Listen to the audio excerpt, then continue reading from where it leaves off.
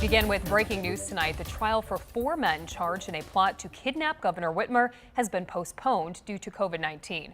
Good evening, West Michigan. I'm Elena Holland. Court documents say that an essential trial participant tested positive for the virus this weekend.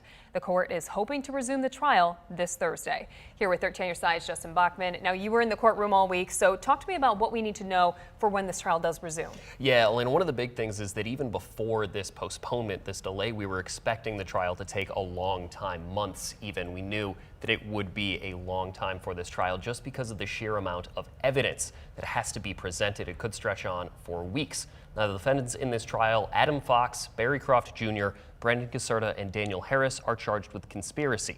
2 other men have already pled guilty. So far, it's looking like the defendants will argue their innocence through entrapment.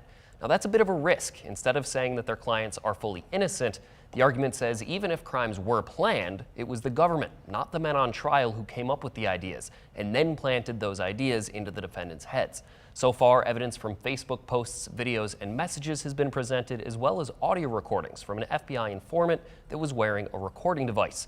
Now, in some of those recordings, Barry Croft Jr. can be heard saying that he would use explosives to cause a distraction and then, quote, have a team ready to grab the governor. And then he repeated Governor Whitmer's name twice. Now, the most recent pieces of evidence focused on Croft, and Thursday morning, when the court hopes to reconvene, proceedings will begin with his lawyer getting the chance to cross-examine the FBI agent who was assigned to investigate Croft himself. You can see more in-depth coverage of this trial at 13onyourside.com.